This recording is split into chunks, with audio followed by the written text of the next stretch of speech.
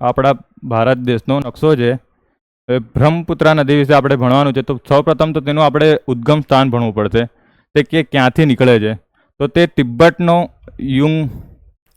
તિબ્બતનો યુંગડુંગ glacier છે ને ત્યાંથી નીકળે છે. હવે અહીંયા તે ગ્લેશિયર આવેલું છે. હવે અહીંયા આપણે તમને ખબર છે કે ટ્રાન્સ હિમાલયનો સૌથી છેલ્લી રેન્જ હતી ને, કઈ હતી? પહેલી કઈ હતી? કારાકોરમ, બીજી, ત્રીજી, અને પછી તિબ્બત. કૈલાસમાં એ કયું સરોવર આવેલું છે? તો હવે માન સરોવર કેમ આપણા માટે આઈએમપી બની જાય છે? કેમ કે ત્યાંથી આપણી સિંધુ નદી પછી સતલજ નદી, જે બે મુખ્ય નદી પસાર થાય છે. અને જે આ ગ્લેશિયર છે તે માન સરોવરની દક્ષિણ પૂર્વ સાઈડ જ આવેલું છે. બરાબર. તો અહીંયાથી સિંધુ નદીનું ઉદ્ગમ સ્થાન છે. હવે સિંધુ નદી જે તિબ્બતમાંથી આપણા ભારત દેશમાં અને ત્યાંથી બાંગ્લાદેશમાં, બરાબર, 3 દેશમાંથી વહે છે. હવે જ્યારે તે તિબ્બતમાંથી વહે છે ત્યારે તે કઈ દિશામાં વહે છે? આપણે પશ્ચિમથી પૂર્વ તરફ. અને આપણા ભારત દેશમાં કઈ તરફ વહે છે? પૂર્વથી પશ્ચિમ તરફ. હવે ત્યાં તિબ્બતમાં બ્રહ્મપુત્ર નદીને સાંગપો રિવર તરીકે ઓળખવામાં આવે છે. શું? સાંગપો. અને સાંગપો એટલે શું? સાંગપોનો મિનિંગ થાય છે પવિત્ર કરનારી નદી. કેવી? પવિત્ર કરનારી. હવે તિબ્બત તો આપણા માટે એટલું આઈએમપી નહીં, પણ અહીંયાથી આપણે બ્રહ્મપુત્ર નદી આપણા ભારત દેશમાં આવે છે.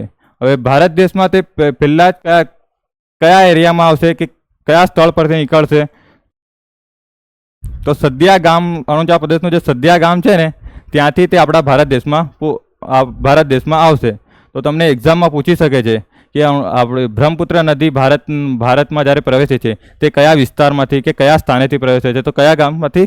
સદિયા ગામમાંથી. હવે તે આગળ આવે છે, તો આગળ આવતા તે પહેલું રાજ્ય કયું આવશે એના? આસામ. કયું? આસામ. હવે આસામ આપણા માટે કેમ ઇમ્પોર્ટન્ટ છે કે હવે આસામમાં તે જ્યારે પ્રવેશે છે ત્યારે અહીંયા એક માજુલી નામનો દ્વીપ બનાવે છે. કયો? માજુલી. તે કેમ આઈએમપી છે? કારણ કે તે નદી દ્વીપમાં વિશ્વનો સૌથી મોટો નદી દ્વીપ કયો? તો માજુલી દ્વીપ. હવે ત્યાંથી આગળ વેસે અને ત્યાંથી અહીંયા દુબરી નામનું સ્થળ આવે છે. કયું? દુબરી નામનું. હવે તમને એક્ઝામમાં પૂછવામાં આવે કે ભાઈ ઇન્ડિયામાંથી બાંગ્લાદેશમાં જ્યારે બ્રહ્મપુત્ર નદી જાય છે તો કયા ગામ કે કયા સ્થળ પરથી જાય છે? તો કયા? દુબરી. હવે આગળ જતા આ બાંગ્લાદેશમાં આપણી બ્રહ્મપુત્ર નદીને કયા નામથી ઓળખવામાં આવશે? જમુના. કયા? જમુના. હવે તમને બધાને ખબર હશે અહીંયાથી આપણે કયું? સદિયા ગામ. હવે સદિયા ગામ અહીંયા આપણી કઈ પર્વતમાળા આવતેલી? કોઈને ખબર છે એ બોર્ડર પર કઈ પર્વતમાળા આવતી હતી? અરુણાચલ પ્રદેશમાં નામચા બર્મા. હવે અહીંયાથી કયો વિસ્તાર આવે? પર્વતીય વિસ્તાર. તો અહીંયા પર્વતીય વિસ્તારમાં જ્યાર સુધી નદી વહેશે ને ત્યાં તેને કયા નામથી ઓળખવામાં આવશે? સિયાંગ. કયો? અને ત્યાંથી પર્વત પ્રદેશમાંથી જ્યારે મેદાની પ્રદેશમાં પ્રવેશ છે ત્યારે તેને કયા નામથી ઓળખવામાં આવશે? દિયાંગ. કયું? તો તમને એક્ઝામમાં પૂછશે કે ભાઈ અરુણાચલ પ્રદેશમાં કયા નામથી ઓળખવામાં આવે, આસામમાં કયા નામથી ઓળખવામાં આવે, તિબ્બતમાં કયા નામથી ઓળખવામાં આવે અને બાંગ્લાદેશમાં કયા નામ. અને જ્યારે તે આસામમાં પ્રવેશે છે ત્યારે તેને બ્રહ્મપુત્ર નામ આપવામાં આવ્યું છે. કયું? બ્રહ્મપુત્ર. ક્યારે? આસામમાં પ્રવેશે ને ત્યારે. હવે તેની આપણે જમણી સાઈડથી અને ડાબી સાઈડથી જે સહાયક નદીઓ મળે છે તેની વિશે વાત કરીએ. બરાબર. હવે પહેલાં આપણે સૌપ્રથમ કઈ? ડાબી સાઈડની વાત કરીએ. કઈ? તો અહીંયાથી સૌપ્રથમ તિબ્બતમાંથી પસાર થઈને કઈ નદી આવશે? તિબ્બતમાંથી સૌપ્રથમ પસાર થઈને દિબાંગ નદી. કઈ? દિબાંગ નદી. અને ત્યાંથી નીચેથી બીજી નદી તિબ્બતમાંથી પસાર થઈને કઈ આવશે? લોહિત. હવે આ બે નદી ક્યાં મળશે? તો આસામ અને અરુણાચલ પ્રદેશની જે બોર્ડર આવેલી છે ને ત્યાં મળશે. બરાબર. ત્યાંથી અહીંથી એક બીજી નદી આવશે જે આસામમાંથી જ આવશે. તેનું નામ છે ડોહિત દિબાંગ. કયું? એટલે કે બુડ્ડી દિબાંગ, એવું એનું નામ છે. હવે એ લોકો આપે છે. હવે પછી અહીંયા આપણે એક નદી આવે છે દીહુ નદી. કઈ? દીવ નદી. તે કેમ આપણા માટે આઈએમપી બને છે? કારણ કે તે છે ને નાગા પર્વતમાળા હતી ને ત્યાંથી આવે છે. બરાબર. ત્યાર પછી અહીંયાથી એક નદી નીકળશે, તે છે ધનસરી. કઈ? ધનસરી. તે પણ ક્યાંથી નીકળશે? નાગાલેન્ડમાંથી. ક્યાંથી? અને અહીંયા કયું રાજ્ય આવેલું છે? તો અહીંયાથી એક નદી આવશે કપિલી. કઈ? હવે તેની આપણે કઈ જમણી સાઈડ ભણીએ. બરાબર. તો પહેલી જ નદી આવશે જે તિબ્બતમાંથી જ આવશે. કઈ? સુબનસિરી. કઈ? તેના પછી કઈ આવશે? રંગા. કઈ? તેના પછી કઈ આવશે? કામેંગ. કામેંગ આપણી છે ને અહીંયા તવાંગ ક્ષેત્ર આવેલું છે ને ત્યાંથી આવશે. હવે આ આપણા માટે ઘણી આઈએમપી નદી બની જાય, કારણ કે આપણે આ વિસ્તાર વારંવાર આપણે વિવાદમાં રહે છે, કેમ કે ચાઇના અને ભારતનો આ વિસ્તાર વિવાદસ્પદ છે. ચાઇના ક્લેમ કરે છે કે અમારો છે, ભારત કહે છે કે અમારો છે. એના માટે આ નદી અહીંયાથી પ્રસાર થાય છે, એટલે આ નદી વારંવાર પૂછે છે એક્ઝામમાં. હવે અહીંયાથી બીજી એક નદી આવશે માનસ. કઈ? અને ઉત્તરી ભૂતાનમાંથી બીજી એક નદી આવશે સંકેશ. કઈ? અને હવે સિક્કિમમાંથી એક આવશે કઈ? તીસ્તા. કઈ? તીસ્તા. તો આની આ કઈ સાઈડ બની ગઈ? અને આ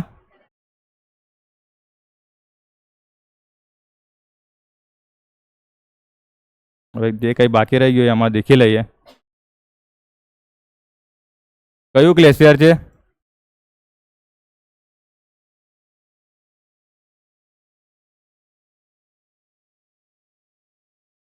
કયું ગ્લેશિયર છે? તિબ્બતમાં કયા નામથી ઓળખાય છે? હવે અહીંયા એક ઘાટી આવેલી છે જે કેન્યન છે, જે આપણે આગળ દેખાડું તમને કેવું કેન્યન આવે. તે વિશ્વનું સૌથી વધુ ઊંડાઈ ધરાવતું કેન્યન છે. કયું? વિશ્વનું સૌથી યારલેંગ સાંગપો. તે વિશ્વનું સૌથી ઊંડી કેન્યન છે. એના પછી પહેલી નદી આપણને સહાયક નદી કઈ આવે છે? દિબાંગ. કઈ? પછી લોહિત. આ લોહિત ને દિબાંગ ક્યાંથી નીકળે છે? તિબ્બતમાંથી. બરાબર. ત્યાર પછી આવે છે આ દહિંગ નદી. કઈ? તે અહીંયા દિબ્રુગઢ નામનું સ્થળ આવેલું છે ને ત્યાં આવે છે. બરાબર. હવે દિબ્રુગઢમાંથી બ્રહ્મપુત્ર નદી બે શાખામાં વિભાજિત થાય છે, ઉપરી શાખા અને એક રાઈટ શાખા અને એક લેફ્ટ શાખા. બરાબર. અને તે 100 કિલોમીટરના અહીંયા વચ્ચે માજુલી દ્વીપ બનાવે. કયો? માજુલી દ્વીપ અહીંયા વચ્ચે 100 કિલોમીટરનું છે. ત્યાં ઘણી બધી વસ્તી પણ રહે છે. ત્યાંથી આગળ જતા દીખો નદી આવે છે. આ દીખો નદી છે ને તે બી નાગાલેન્ડમાંથી આવે છે, અને આ ધનસરી નદી પણ કઈથી? નાગાલેન્ડમાંથી. યાદ રાખજો કે અહીંયા મણિપુર, મિઝોરમ અને ત્રિપુરામાંથી કોઈ નદી આવતી નથી. જે આપણે કેચમેન્ટ વિસ્તારમાં આવશે ને તેમાં આપણે યાદ રાખવું પડશે કે કયા કયા રાજ્યમાંથી નદી આવે છે. અને મેઘાલયમાંથી કઈ હતી? કોપિલી. કઈ? હવે આપણે રાઈટ સાઈડ દેખીએ તો રાઈટ સાઈડમાં પહેલી કઈ હતી? સુબનસરી. કઈ? સેકન્ડ કઈ હતી? અને થર્ડ કામેંગ. અને તિબ્બતમાંથી કઈ આવતેલી? અને આ સંકેશ. અને લાસ્ટ એન્ડ ફાઇનલ કઈ? તીસ્તા.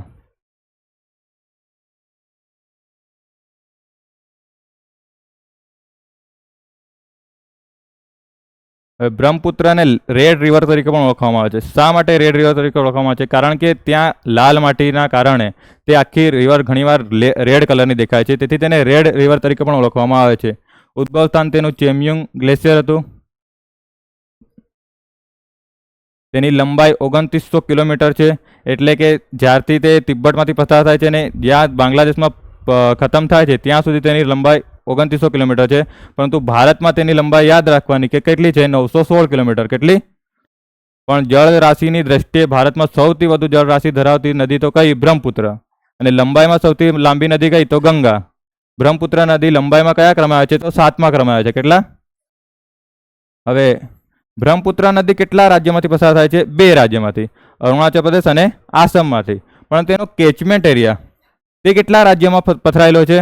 તો પહેલો છે અરુણાચલ પ્રદેશ, આસામ, મેઘાલય, નાગાલેન્ડ, સિક્કિમ અને વેસ્ટ બંગાળ.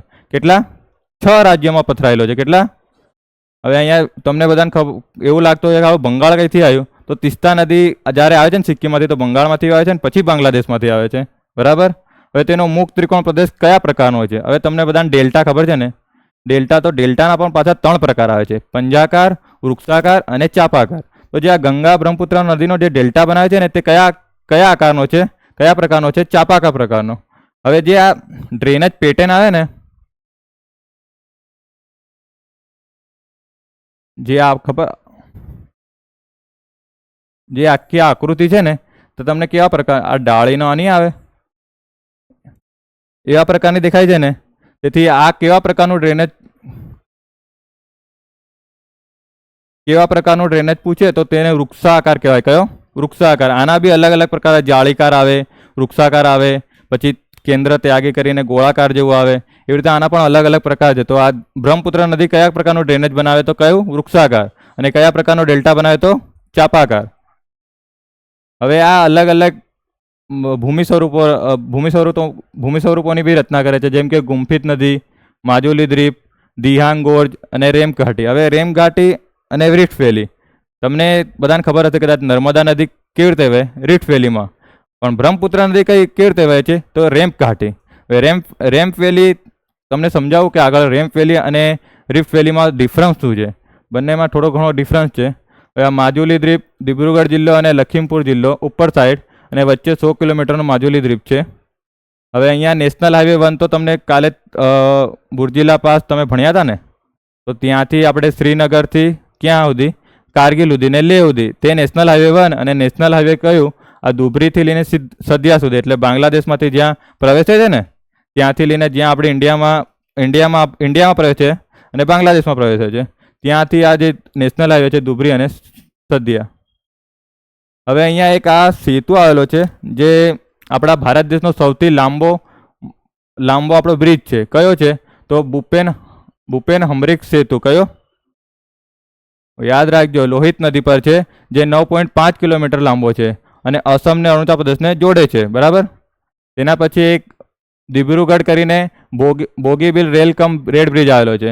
હવે રેલ કમ રોડ બ્રિજ કેવો પ્રકારનો? એટલે કે નીચેથી રોડ જતો હોય ને ઉપરથી ટ્રેન જતી હોય, એટલે બરાબર એ પ્રકારનો આવડો બ્રિજ છે અને 4.8 કિલોમીટર લાંબો છે, જે દિબ્રુગઢ જિલ્લામાં આવેલો છે. હવે તેના બ્રહ્મપુત્રના વિવિધ નામો છે, જેમ કે તિબ્બતમાં સાંગપો, અરુણાચલ પ્રદેશમાં પર્વત પર સિયાંગ, મેદાન પ્રદેશમાં દિહાંગ, અસમમાં બ્રહ્મપુત્ર અને બાંગ્લાદેશમાં જમુના.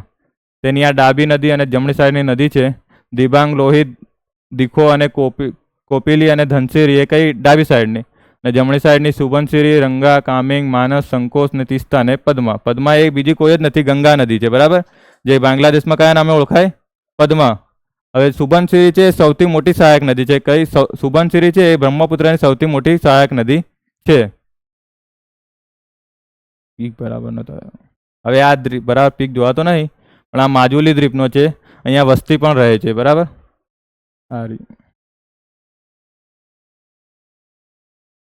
હવે તમને રેમ્પ વેલી ને રિફ્ટ વેલી કીધું ને, તો જે આપણી નર્મદા નદી વહે છે ને તે આવી રીતે રિફ્ટ વેલીમાં વહે છે. એટલે કે એની બે સાઈડના પર્વતો ઉચકાઈ આવ્યા અને તે નીચે પેલું ધસી આવ્યો. અને આનામાં એવું છે કે આનો થોડો ઘણો ભાગ ઉપર ચડી આવ્યો. આ જે કિનારાનો પ્રદેશ છે ને એ ઉપર ચડી આવ્યો, એટલે કે જે મેઘમાં હતો ને એ થોડો ઉપર આવી ગયો છે એમ. એના કારણે આ કિનારાનો પ્રદેશ થોડો એમ થઈ ગયો છે, વક્રાકાર જેવું. એના કારણે આ રેમ્પ વેલી આને કહેવામાં આવે છે અને આને રિફ્ટ વેલી કહેવામાં આવે છે.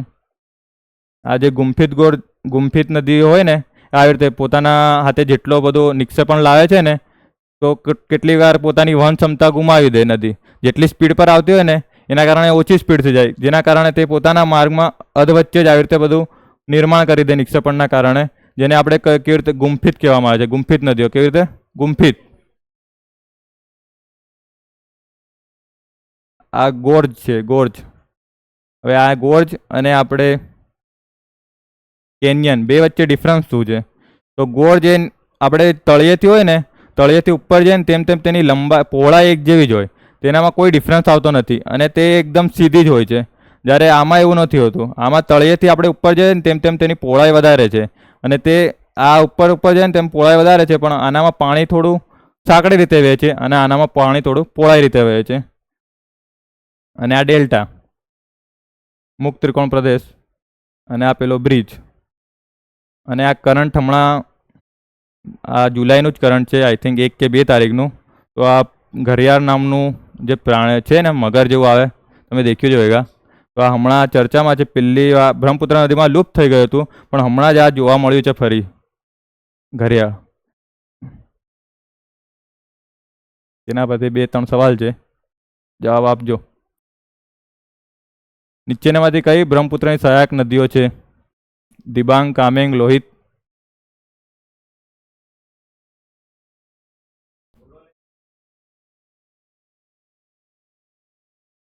બ્રહ્મપુત્ર નદીના સંદર્ભમાં નીચેના વિધાનો પર વિચાર કરો. ભારતમાં તેને બ્રહ્મપુત્ર કહે છે, બાંગ્લાદેશમાં તેને જમુના કહે છે, તિબ્બતમાં તેને સાંગપો તરીકે ઓળખવામાં આવે છે. Thank you.